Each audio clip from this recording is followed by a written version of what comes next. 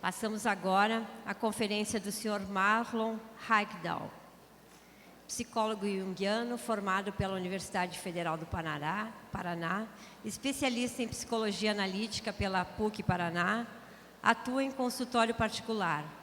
Trabalhou no Hospital Espírita de Psiquiatria Bom Retiro como psicólogo clínico e coordenador do setor de estágios e cursos. Espírita desde a infância e palestrante desde os 13 anos.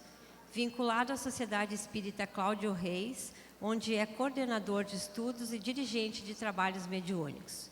Colaborador da Federação Espírita do Paraná e da Associação Médico Espírita do Paraná. Integrante do Núcleo de Estudos Psicológicos Joana de Ângeles, vinculado à Mansão do Caminho, em Salvador. Coautor dos livros Refletindo a Alma, a Psicologia Espírita de Joana de Ângeles e Espelhos da Alma, uma jornada terapêutica. Autor também do livro Cultivo das Emoções, a ser lançado em setembro deste ano, na Federação Espírita do Paraná, em Curitiba. O Sr. Marlon apresenta agora o tema Dimensões do Autodescobrimento para o Bem Viver. Bom dia a todos. É uma alegria muito grande podermos estar aqui junto com os nossos amigos do Núcleo, com tantas pessoas estudando sobre a perspectiva de Joana de Ângeles. Queríamos que vocês se sentissem abraçados e envolvidos nessa nossa alegria e contentamento por estarmos juntos em torno de um trabalho tão nobre. A nossa proposta é de trabalharmos as dimensões do autodescobrimento, mas ele não é um conceito em si, dimensões do autodescobrimento. Temos refletido que o autodescobrimento, com o passar do tempo, não só no meio espírita, mas em tantos outros meios, foi se popularizando de modo que acabamos correndo um risco de torná-lo algo extremamente superficial, se não esvaziando o conceito daquilo que é tão profundo. O autodescobrimento, ele não é algo para ser compreendido, e sim para ser vivenciado. E nós corremos o risco, dentro do Espiritismo, por um movimento tão intelectualizado, que já foi criticado desde o início por Allan Kardec, a pensarmos sobre o autodescobrimento, falarmos do autodescobrimento e neste movimento esquecermos de viver a nossa proposta de autodescobrimento. Então, o objetivo que queríamos compartilhar com vocês é de fazer um percurso histórico, se assim pudéssemos chamar, porque é tão pouco tempo, mas fazer um percurso histórico passando desde 1100 a.C., pelos os 7 sábios, as colocações, Sócrates, Jesus, Allan Kardec, Freud, Jung e Joana de Ângeles, mostrando para vocês a presença da proposta do autodescobrimento, que perpassa as questões da mitologia, da história, da filosofia, da ciência e da religião.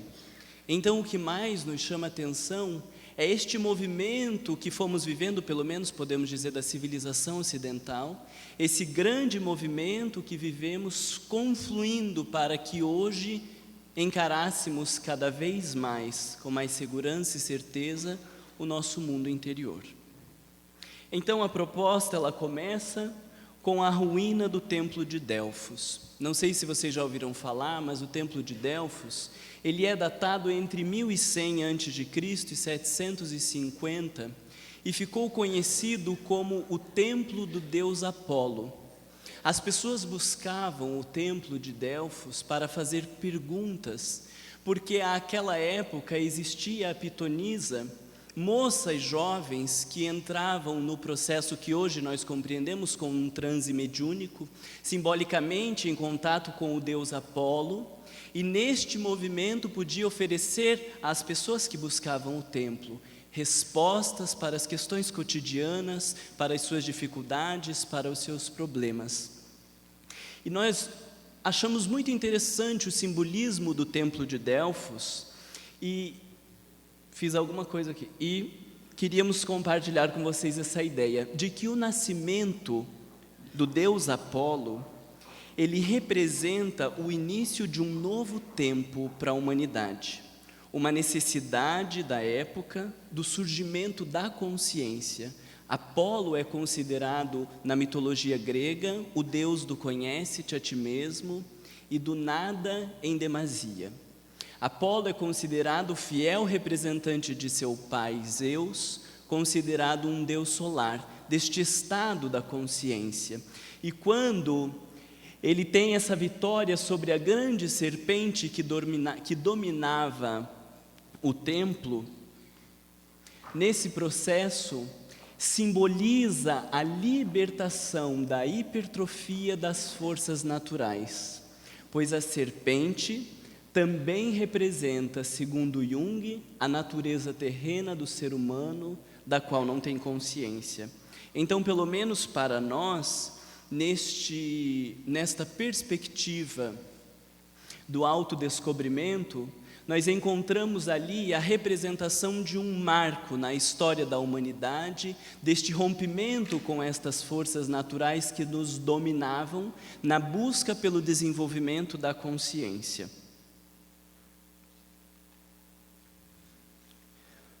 Por algum motivo travou meu computador, então eu vou acompanhando ali. E é lá no templo de Delfos, quando as pessoas procuravam as respostas, a pitonisa, que nós vamos encontrar a frase estampada no pórtico: ó homem, conhece-te a ti mesmo e conhecerás os deuses e o universo. Então nós ficamos já imaginando que na entrada, ali já estava a grande orientação para as pessoas, porque embora falemos de 1000 anos atrás, nós ainda fazemos este movimento, procurando alguém que nos dê respostas para as nossas questões pessoais. E quando as pessoas iam em busca do templo e destas respostas, obrigatoriamente passavam por esta colocação: ó homem, conhece-te a ti mesmo e conhecerás os deuses e o universo. Olhando para dentro de nós mesmos, poderemos compreender melhor os deuses e por isso poderíamos também dizer da nossa relação com estes deuses ou com Deus e de todo o universo. Essa frase de 650 a.C. é atribuída aos 7 sábios. E uma das pessoas que foi ao templo de Delfos e que foi buscar talvez respostas para a sua vida foi Sócrates. E a ele muitas vezes atribuímos a autoria da frase conhece-te a ti mesmo, embora não tenha sido o autor desta colocação. Nós dizemos que Sócrates foi o grande responsável por dar corpo a este entendimento, porque fez do conhece-te a ti mesmo a base para todo o seu pensamento filosófico. Estabelecia a partir dali a necessidade do homem olhar para dentro de si e compreender as relações, a sociedade, o mundo e os problemas aos quais enfrenta. Sócrates foi considerado responsável pela maiêutica, que alguns autores dizem fazer parte de 2 processos. O primeiro, através dos questionamentos, o sujeito precisava viver a desconstrução das ideias que ele mesmo tinha, porque vamos criando concepções equivocadas a respeito de nós, das nossas relações e do mundo. E para podermos nos abrir a novas possibilidades, precisamos primeiro desconstruir isso que estava estabelecido. E na medida que estes questionamentos levavam as pessoas a refletirem sobre os supostos equívocos que tinham como verdades, o indivíduo pode se abrir a novas possibilidades. E então, neste processo da maiêutica, o sujeito decompõe-se disso que estava posto e abre-se a algo novo, mas que não faz o mesmo movimento do início de vir de fora para dentro. Então era um processo de parto, de extrair a verdade que estava contida dentro do próprio sujeito. Aí nós vemos uma colocação que muitas vezes não é compreendida por todos nós nos diferentes momentos, circunstâncias e religiões da nossa vida. Não conseguimos ainda entender que as verdades habitam dentro de nós e ao invés de nos impormos de fora para dentro, precisamos viver um encontro de dentro que se reflete lá fora. E por isso, quando fazemos esse percurso, achamos tão interessante, porque lá de 1100, agora nós estamos falando de 470 anos antes de Cristo, a humanidade já nos convidava a uma reflexão para o mundo interno. Ainda vemos as posturas livrescas, as escolas trabalhando apenas com a aquisição de conteúdos, e nós, nos centros espíritas, ao invés de nos permitirmos novas possibilidades, acabamos repetindo um modelo que já é dado por falido na própria educação, como se pudéssemos estabelecer um curso e que depois que as pessoas fizerem este curso, elas vão se tornar de verdade espíritas. E se tornam? Faça assim com a cabeça, porque não se tornam. Não se tornam. Não nos tornamos espíritas por conseguirmos guardar ou lembrar de todos os conceitos espíritas. Não nos tornamos espíritas por termos lido todas as obras de Allan Kardec, incluindo a Revista Espírita. Nos tornamos espíritas na medida em que encontramos aquelas verdades que Allan Kardec coloca nos livros dentro de nós mesmos. E quando a gente lê e diz, meu Deus, ele conseguiu colocar em palavras tudo aquilo que eu sentia, aí nós nos tornamos espíritas de verdade. Não há quem vá nos fazer modificar essa postura, esse pensamento e esse entendimento. Mas como eu dizia para vocês, muito nos chama a atenção de que há tanto tempo atrás nós já vemos o convite para este mundo interior que por nós é abandonado a todo momento. Depois disso, nós vamos encontrar Jesus e, sem dúvida alguma, toda a sua mensagem foi um convite para que o sujeito olhasse para dentro de si mesmo. E respondia isso textualmente quando falava do reino dos céus, quando dizia às pessoas que a própria fé é que as tinha curado. Mas em especial tem uma frase tão interessante de Jesus, em João 8,32, ele dirá, e conhecereis a verdade, e a verdade vos libertará. Nós ficamos pensando em algumas verdades que sem dúvida alguma nos libertam, quando entendemos a vida após a morte, por exemplo. Traz um grande estado de libertação. Quando nós entendemos muitos conceitos do Espiritismo, nós vivemos uma certa libertação. Mas quando vamos descobrindo as verdades internas, nós vivemos um estado de libertação incomparável. E esses dias eu estava a refletir sobre as pessoas com Alzheimer. Não sei se vocês já viram aquelas velhinhas, acabadinhas, que precisam de ajuda até para levantar, porque está tão frágil. E depois que ela vai desenvolvendo o Alzheimer e parece que o cérebro vai colapsando e as coisas já não se encontram direito, ela pula a janela. Ela pega uma cadeira e taca na outra pessoa e se diz, meu Deus, mas não era uma velhinha capenga, acabadinha, que não conseguia nem segurar a comida direito? Como que ela consegue pular uma janela? E daí nós ficamos pensando nestas verdades ou mentiras que muitas vezes construímos a nosso próprio respeito. Porque o idoso é velho, acabado, não serve para nada, e ele próprio vai acreditando nesta mentira, com uma vitalidade que está presente no próprio corpo, mas que lhe faz acreditar que ele não pode ser diferente. Quando somos tomados por um complexo, eu posso estar me achando, sendo um complexo de superioridade, me acho a pessoa mais linda, maravilhosa, e saio andando pelo meio do salão e todo mundo me olhando. Eu vou acreditar que todos estão olhando e dizendo, meu Deus, como o Marlon é lindo e maravilhoso. E talvez as pessoas estejam olhando e dizendo, meu Deus, que ridículo esse menino que não se enxerga. Se nós vivemos um complexo de inferioridade da mesma maneira, a gente pode estar lindo, mas quando as pessoas estão nos olhando, a gente acha que elas estão criticando, que elas estão falando mal, e talvez elas estejam elogiando, talvez elas estejam falando de algo bom. Mas quando nos mantemos presos a estas mentiras, a nosso próprio respeito e a respeito da vida, vivemos um estado de escravidão. Então, sem dúvida alguma, quando Jesus disse: "Conhecereis a verdade, e a verdade vos libertará", ele falava dessa libertação que podemos viver a partir de conhecer um pouco mais das verdades que regem o universo, o nosso planeta, mas em especial das verdades que habitam dentro de nós mesmos. É claro que depois de Jesus, muitas outras figuras passaram, não só na área da filosofia, da psicologia e tantas outras abordagens sobre o autodescobrimento.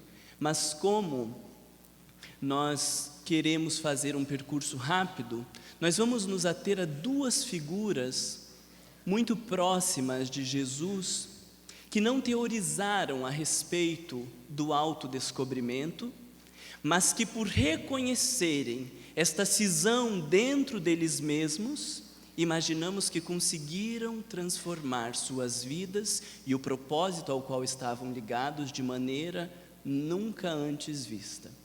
A primeira delas é Paulo de Tarso. Em Romanos 7, 18 a 21, tem uma frase muito conhecida de todos nós. Ele diz assim: "Porque eu sei que em mim, isto é, na minha carne, não habita bem algum. E com efeito o querer está em mim, mas não consigo realizar o bem, porque não faço o bem que quero, mas o mal que não quero, esse faço. Ora, se eu faço o mal, se eu faço o que não quero, já não o faço eu, mas o pecado que habita em mim.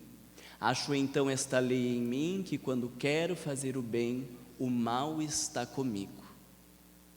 Se nós pensamos quem foi Paulo de Tarso, parece uma incongruência dele assumir que o mal está dentro dele, tendo feito tudo o que ele fez. Ou precisamos rever a nossa ideia de que talvez por reconhecer a presença do mal e esta cisão dentro dele, é que ele fez tudo o que ele fez. Porque temos dificuldade de reconhecer o mal em nós, não temos? E vivemos uma vida medíocre. Vivemos uma vida que não fazemos talvez muito mal, mas também fazemos tão pouco do bem. E do pouco que fazemos ainda tira 70%, que é um fazer o bem para uma satisfação pessoal, sobra quase nada. E aquela figura ilustre, reconhecendo o rompimento dentro de si, fez tanto, obrigando-nos a repensar que o que nos permite dar os grandes saltos e de verdade contribuir para um mundo melhor, não tem a ver com a ideia bonitinha, adequada e bem comportada que criamos a nosso próprio respeito, mas com a capacidade de nos aprofundarmos dentro de nós mesmos, como ele fez, sozinho, de verdade sozinho. E outra parte interessante do Evangelho para refletirmos é a negação de Pedro. Vocês também já devem ter lido sobre a negação de Pedro, mas é muito bonito pensarmos neste momento. Pedro lhe disse: "Se todos se escandalizarem em ti, eu nunca me escandalizarei", falando a Jesus. Disse-lhe Jesus: "Te digo que nesta noite, antes de cantar o galo, me negarás 3 vezes. Disse-lhe Pedro: "Ainda que seja necessário morrer contigo, não te negarei." É linda o entusiasmo dele. "Ainda que seja necessário morrer contigo, não te negarei." E o que ele fez? Quantas vezes?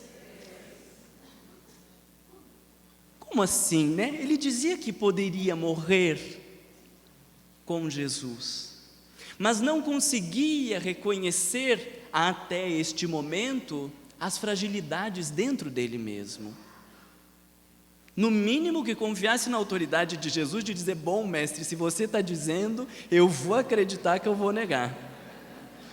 Mas nós entramos num estado de soberba, de deslumbre, que nem Jesus dizendo ele pôde aceitar. "Será que o Senhor está certo? Não, eu não te negareis." E nega a primeira vez e não percebe o que está fazendo. Nega a segunda vez e não percebe o que está fazendo. Nega a terceira vez e não percebe o que está fazendo. E quando o galo canta, ele cai em si, de que havia negado 3 vezes, como Jesus lhe tinha dito.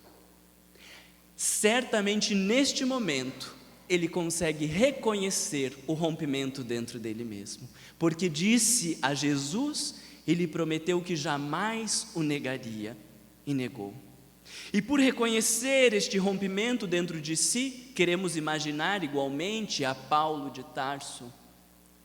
Se transformaram estas 2 figuras tão fracassadas, segundo o olhar da consciência, tão fracassadas, foram as 2 figuras que mais contribuíram para a existência e a consolidação do cristianismo no mundo. Então, se nós olhamos pela perspectiva egóica, o olhar desta consciência da aparência, são pessoas que fracassaram. Mas sem dúvida alguma, quando olhamos pela perspectiva interna, por reconhecer o rompimento dentro de si, puderam se fazer figuras diferenciadas em nosso planeta.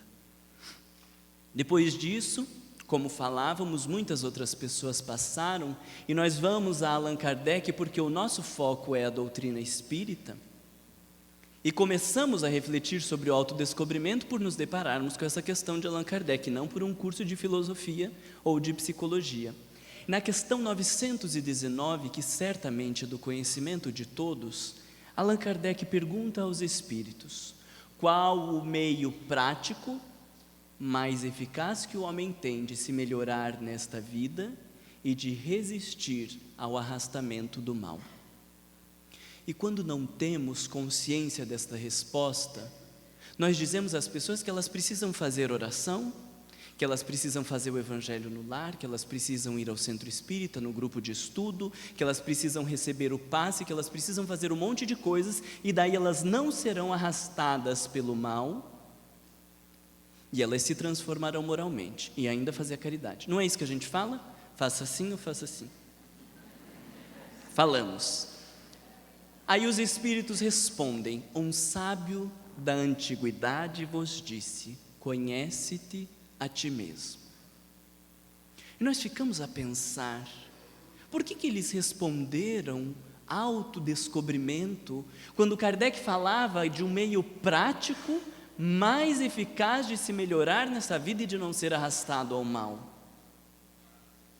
Por que não falou da oração? Por que não falou da caridade? Por que não falou de tantas outras práticas e falou do autodescobrimento? Quando a gente diz, tá, é só se conhecer e depois que eu me conheço, o que eu faço? Porque quando não nos conhecemos, nós estamos ouvindo a palestra e cutucando fulano e dizendo, teu pai que devia de estar aqui, né? Uma vez eu terminei uma palestra em Curitiba. A palestra era sobre orgulho. Terminada a palestra, veio uma mulher bem animada, assim, mas que eu digo que é uma alma penada. E ela se aproximou e disse assim, Marlon, eu entendi por que eu vim na tua palestra. Diga.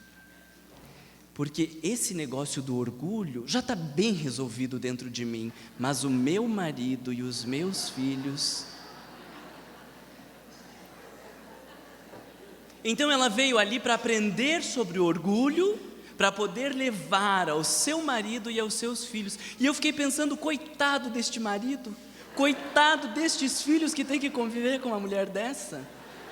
Deve ser por isso que eles não vêm ao centro espírita, porque diz, se a mãe vai lá, Deus o livre.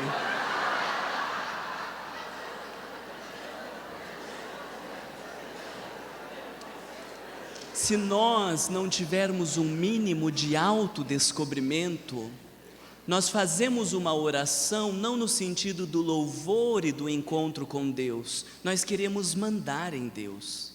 E dizemos assim, Senhor, abençoa fulano, beltrano, abençoa a nossa casa. Vocês pararam para pensar que é a gente mandando em Deus? O Senhor esqueceu, mas tem que abençoar fulano, tem que abençoar beltrano. Me abençoa por causa disso. Nós mandamos em Deus, dizendo o que Ele tem que fazer.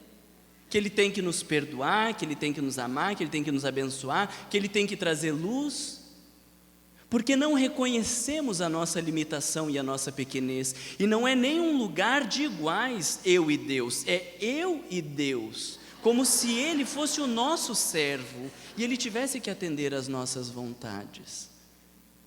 Quando não temos um mínimo de encontro interno, toda a caridade que possamos fazer, ela se torna um movimento para a satisfação pessoal. E quando o sujeito não diz muito obrigado, a gente diz, mas é assim mesmo.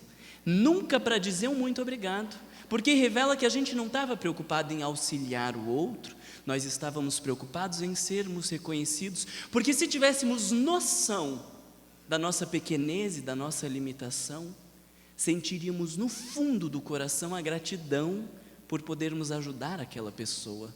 Porque através daquele trabalho ajudando alguém, nós estamos nos trabalhando internamente. E se eu vou para o passe, eu recebo o passe pensando, vai lá para minha casa, porque o pessoal não está bem, porque é fulana, porque é beltrana, porque eu não reconheço quais são os meus problemas, quais são as minhas dificuldades. Então não estamos criticando todos os recursos terapêuticos que existam dentro do centro espírita, mas eles são recursos terapêuticos, eles vão servir para algumas pessoas e para muitos outros não.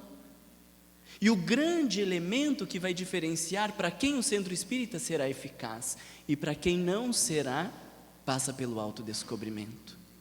E muito pelo contrário, quando nós nos conhecemos, quando reconhecemos quem somos, muito poucos recursos precisamos, porque a vida faz o favor de nos encaminhar.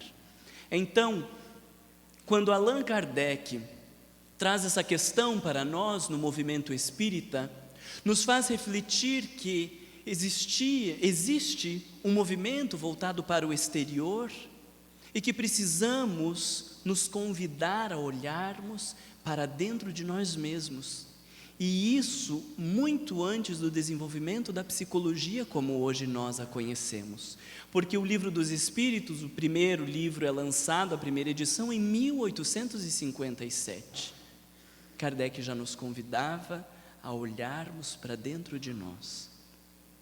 E depois deste entendimento, nós acreditamos que a maior dimensão que Allan Kardec nos abre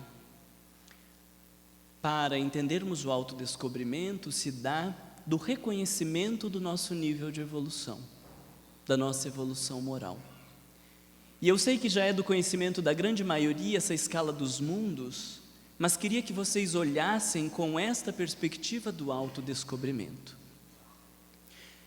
O próprio Allan Kardec, no Evangelho segundo o Espiritismo, capítulo 3, item 4, nos diz que, embora não se possa fazer uma classificação absoluta, pode dividir os mundos em geral em 5 grupos.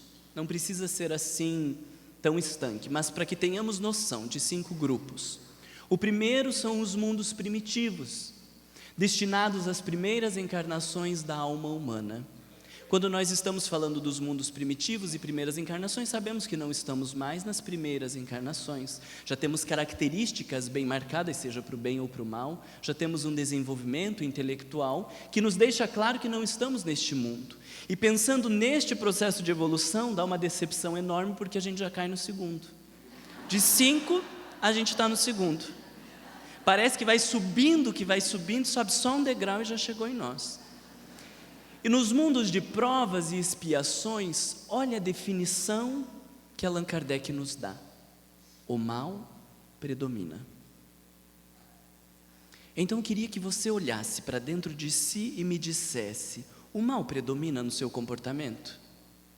Bem de verdade, assim, olhando, tudo bonito, arrumado, perfumado, meu irmão para cá, minha irmã para cá, vamos no centro. O mal predomina dentro de ti? Olha para mim, tão bonitinho, arrumadinho, vim lá de Curitiba. Vocês acham que o mal predomina dentro de mim? Tão querido do jeito que eu sou?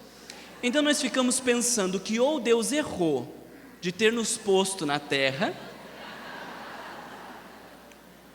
ou somos espíritos de tanta luz que Ele nos pôs no mundo inferior, para salvarmos a humanidade. Qual que vocês preferem, a primeira ou a segunda? Nenhuma das duas. Cabe uma outra alternativa, de que o mal predomina dentro de nós, mas não conseguimos enxergá-lo. Ele se manifesta de outras formas, se manifesta de uma maneira silenciosa. Não nos perdemos nos grandes desajustes sexuais, mas cuidamos da sexualidade alheia. Nos abraçamos com um gostinho especial, como diz a Joana de Ângeles, dentro do próprio Centro Espírita. Não vivemos mais aquela agressividade que grita, ou muitas vezes tentamos evitar aquela agressividade que grita. Mas somos hábeis na crítica que parece construtiva e que destrói o sujeito, e assim poderíamos dar inúmeros exemplos, porque nós já temos a distinção de bem e de mal. Esse é o momento da nossa danação. A gente já sabe que aquilo não deveria, que aquilo é feio, que aquilo é inadequado, mas a alma não se dobra a esse raciocínio, o mal continua dentro de nós, então nós vamos elaborando melhores formas de expressão deste mal para que ele não seja percebido. Além disso, existe outro elemento importante, que talvez a maioria de nós não tenha sido colocado nas grandes provas que faz esse mal aparecer. Quando adentramos um hospital psiquiátrico, lá onde estão os loucos, os problemáticos, os com dificuldade, e começamos a ouvir a história de cada uma dessas pessoas, nós vamos encontrar muitos casos que, se tivéssemos nós passado pelas mesmas experiências que passaram, nós estaríamos lá. Eu gosto sempre de lembrar de um caso de uma mulher que passou pela separação, tinha o filho muito pequeno, e o juiz autorizou a guarda compartilhada. E o marido, então o ex-marido, junto com a que era amante, né, um motivo a mais para odiar, levaram a criança. Em determinado momento à noite, a criança não parava de gritar, porque não queria dormir. A mulher joga o bebê na parede e mata a criança. Eu olhando para aquela paciente, depois de 10 anos, eu disse: você está ótima, porque se o meu marido tivesse feito isso, eu estava no presídio. Sem dúvida alguma, eu matava ele, matava ela com requintes de crueldade. Ela estava só em depressão, olha que maravilha, tentando um tratamento semanalmente. Então muitos de nós estamos bonitinhos, organizados, aparentemente bem equilibrados, porque Deus não nos oferece um fardo maior do que a gente possa suportar. Porque se pesar um pouco a mais, a gente desanda. E os palestrantes, a gente viaja pelo Brasil inteiro dando palestra, mas fica no melhor hotel, no melhor restaurante, as pessoas tratam com tanto carinho. Mas queria ver ao tempo de Paulo de Tarso, sair apedrejado da cidade, com ameaça de morte, humilhado, e não dá nem tempo para chorar, porque este período é o que a gente vai caminhando para ir para outra cidade, continuar a pregação. Aí a gente vai descobrir se o mal está dentro de nós, porque se vocês tratam a gente mal, eu não volto mais para o Rio Grande do Sul. Imagina aquele povo, né? A gente vai, então não reconhecemos o mal dentro de nós, não reconhecemos este rompimento, porque muitas vezes não fomos postos à prova. E daí ficamos imaginando que o mundo de regeneração vai ser o ó do Borogodó, que lá a gente vai reinar em paz e em harmonia. E olha o que Allan Kardec nos diz: mundo de regeneração nos quais as almas que ainda têm o que expiar, aurem novas forças repousando das fadigas da luta. E no item um pouco mais à frente eu quis piorar a nossa reflexão. O espírito do mal não perdeu completamente o seu império. Nos mundos de regeneração, o espírito do mal ainda tem um império. Talvez não atue tão desgovernadamente como nos mundos de provas e expiações, mas ainda atua desgovernadamente em muitas situações. E olha para o nosso susto e desespero que nos mundos felizes, ou ditosos, como ele chama, o bem sobrepuja o mal. Ainda existe o mal, mas nos mundos felizes, o bem sobrepuja o mal. E o mal só vai deixar de existir nos mundos celestes ou divinos, habitações de espíritos depurados, onde exclusivamente reina o bem.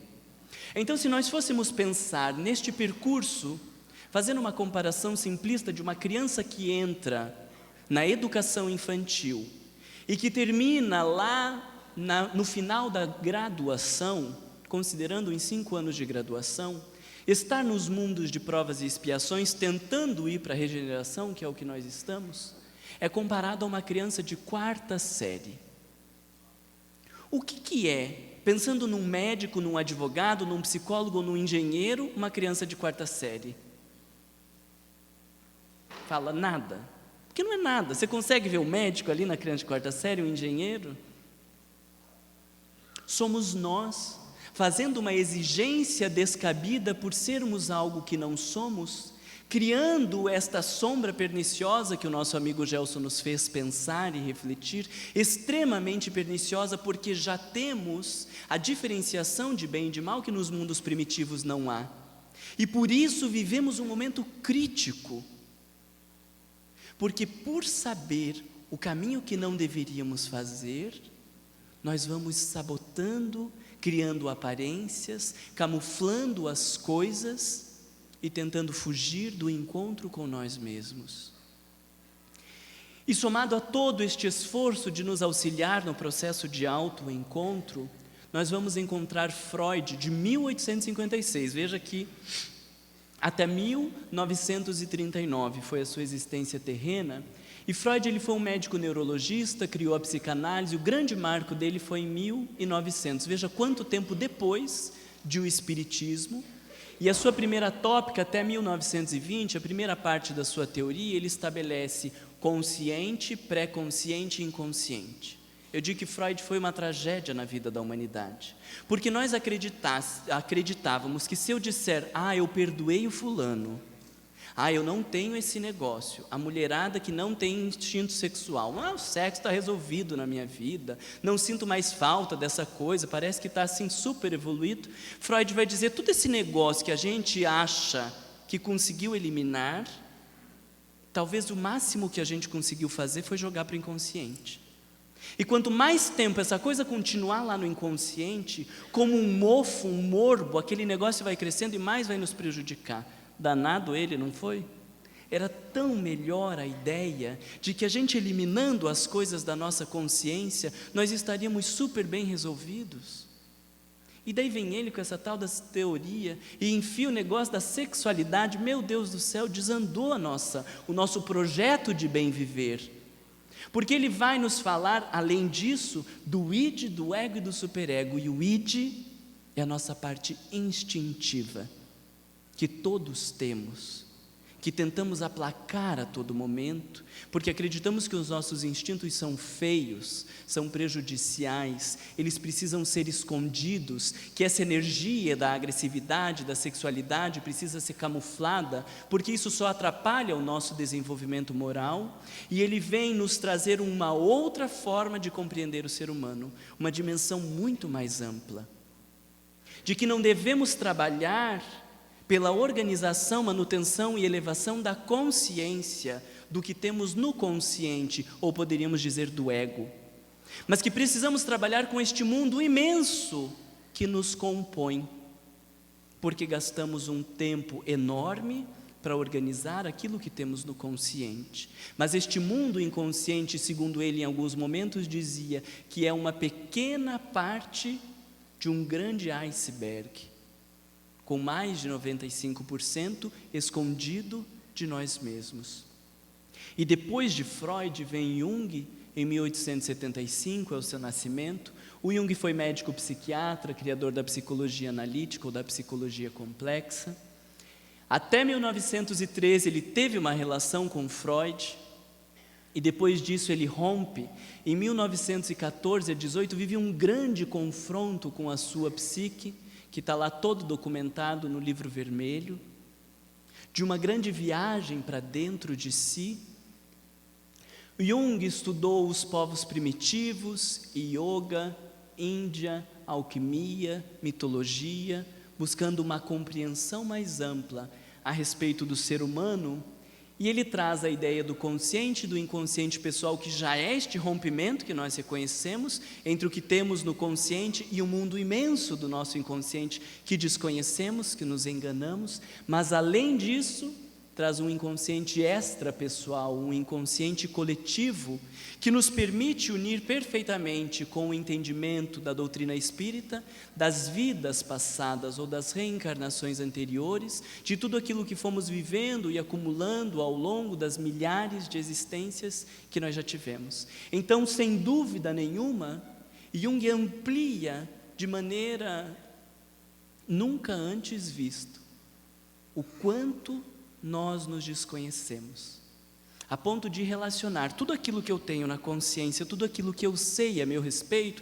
que eu sou isso, que eu sou aquilo, que eu gosto daquilo, que eu gosto daquele outro, que esses são os meus desejos, que essas são as minhas vontades, nós poderíamos comparar com uma rolha no oceano.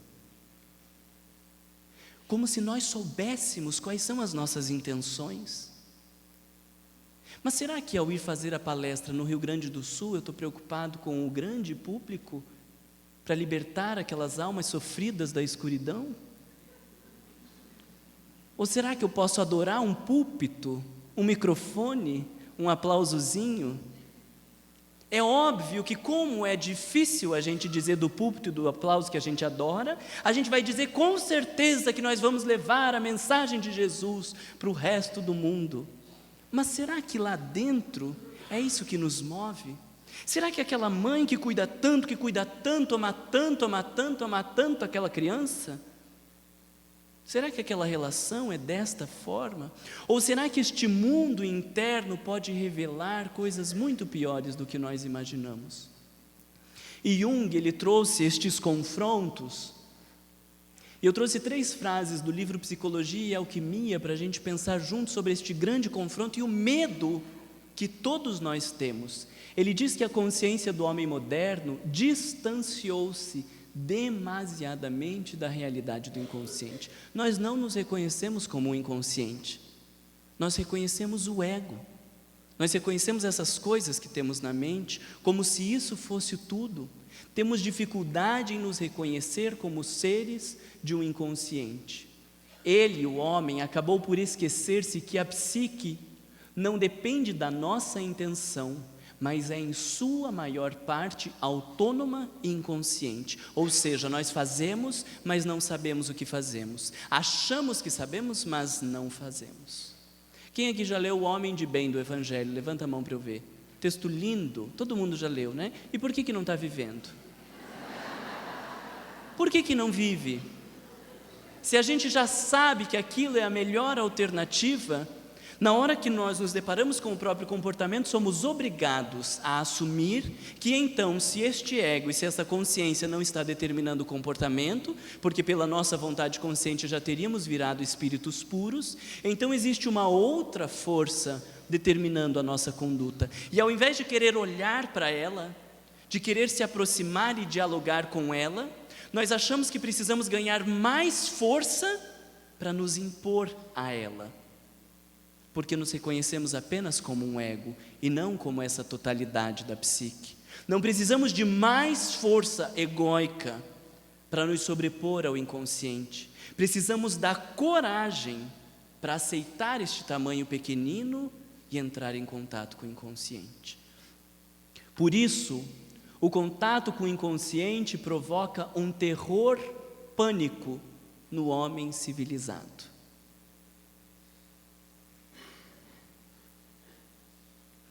Ele traz o grande confronto de persona e sombra, que para nós é um horror espíritas, porque somos tão hábeis em construir personas, não somos? Faça assim, que somos, que óbvio que somos. A gente fala manso, aí meu irmão para cá, minha irmã para lá, meu querido. No centro espírita somos anjos de luz, levando o bem a todo lugar, e a gente fala até um pouco mais manso. Aí chega a mulher e traz a cama para o centro espírita e diz: nós vamos morar aqui, porque o meu marido aqui é um anjo e lá em casa é um demônio, então nós vamos morar no centro espírita. E este confronto com a sombra não é muito nosso negócio. O Gelson já estava falando da perturbação que é vivermos este grande encontro conosco mesmo. E Jung foi extremamente hábil em nos conduzir e mostrar a importância, porque nós não estamos falando de um lado feio, de um lado horroroso, de um lado que precisa ser eliminado. Nós estamos falando do nosso lado humano, daquilo que nos compõe, daquilo que somos e que Kardec já antevia que assim somos. Então nós vemos que o Espiritismo traz um direcionamento e a psicologia, em especial de Carl Gustav Jung, vai nos mostrar um como, vai nos dar passos, vai nos mostrar de uma maneira mais fácil como reconhecer todo esse mal que existe dentro de nós. E eu queria compartilhar com vocês. É porque eu perdi aqui o meu computador, então eu vou falar essa frase primeiro, depois eu falo o que eu queria compartilhar com vocês. As mudanças externas, parece até que ele está falando para a gente espírita, as mudanças externas da situação são inúteis e mesmo prejudiciais, se a pessoa não mudar também internamente. É um choque de consciência para a gente, não é? Porque a gente se esforça tanto para fazer as mudanças externas, para ser bem visto, para ser bonito, para ser amado, para ser respeitado. E quando não fazemos esse movimento, vamos para o outro extremo. Eu não estou nem aí para as pessoas, eu quero mais é que não gostem de mim. Não estamos falando disso, porque essa também é uma persona. Também é uma tentativa de mostrar uma imagem. E por trás de tudo isso, porque quando nós mostramos A, nós vamos esconder o oposto de A, por trás de toda esta imagem que nós construímos, e de tudo aquilo que a gente tanto critica, daquilo que a gente tanto odeia, daquilo que a gente acha que é o mais vergonhoso da humanidade, no processo de autodescobrimento, a gente precisa descobrir que está dentro de nós. E aí eu queria compartilhar com vocês uma frase de uma pessoa que conseguiu descrever de uma maneira tão bonita o contato com a sombra que merece a gente compartilhar. Racionalmente, dizia ela, percebo que nada mudou na dinâmica da minha vida. Dou conta da minha vida e das minhas responsabilidades, mas me sinto entorpecida, vagando por aí, me esforçando profundamente para não me perder de mim mesma. Desta vez, ao contrário das outras, não estou num charco sujo e fétido, mas sim perambulando num mundo de pontos de interrogações que nem sequer encontram os finais das frases para se posicionarem. Sinto falta da lama e do grude do charco, que ao menos me acobertavam de certa forma, pois agora parece não ter me restado nada. Após andar e andar rodopiando, novamente volto ao chão, diante do castelo desmoronado, e fecho os olhos tentando acreditar que seja um sonho. Vocês conseguem entender a diferença entre compreender o autodescobrimento, falar que existe o mal dentro de nós, que somos orgulhosos, que somos egoístas, que está todo mundo no mesmo barco, e viver o encontro com o mal dentro de nós? E o mais especial, no nosso ponto de vista, quando Jung abordou a dimensão da sombra, é de eliminar este preconceito de que estamos falando de um problema. Na sombra, em verdade, está a nossa solução. Na sombra está muito do nosso potencial. E na medida que temos coragem de adentrar este charco, ou de adentrar este estado de completa desorientação em alguns momentos da nossa vida, nós abrimos a possibilidade de começar a nos encontrar. Vocês lembram da maiêutica de Sócrates? Quando precisamos desencontrar de nós mesmos, de nossas verdades, de nossos entendimentos, porque somente a partir dessa desconstrução é que podemos começar a tentar nos encontrar. E aí olha que lindo a descrição um tempo mais à frente. Eu iria dizer que havia achado mágico, mas troquei por curioso. Apenas queria dizer que estou me sentindo tão forte, tão frágil, tão livre, tão suave, tão completa, a vontade, desapegada de tudo e ao mesmo tempo ligada profundamente a tantas pessoas e coisas, meus olhos são espelhos d'água, refletindo minha alegria e gratidão por este dia, por todas as descobertas, incertezas, lama, charco, tudo. Isso não é compreender o autodescobrimento, isso é viver o processo de autodescobrimento, numa dimensão muito mais ampla do que podíamos imaginar vivermos todos nós.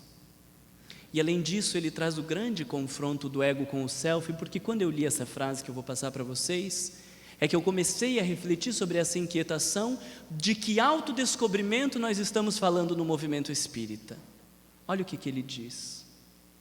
Autodescobrimento não é uma autorreflexão narcisista do ego, mas sim a iluminação por meio do self. Autodescobrimento não é uma autorreflexão narcisista do ego, porque quando encher o peito para dizer eu me conheço, nós já estamos falando deste movimento narcisista.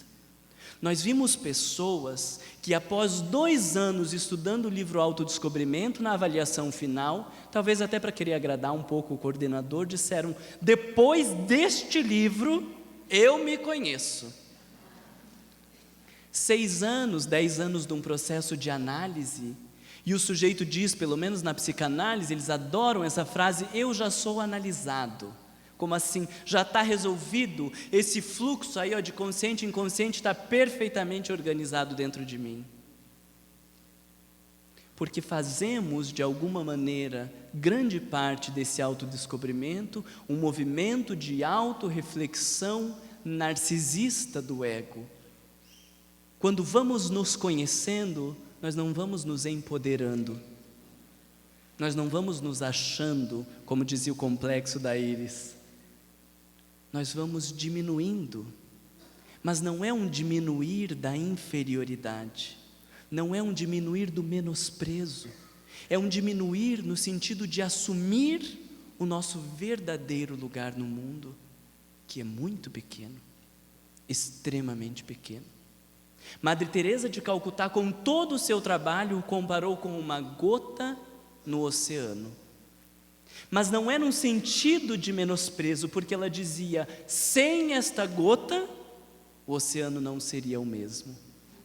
Este é o grande trabalho do descobrir-se, quando no meio de toda esta insignificância, nós somos capazes de encontrar a nossa angelitude.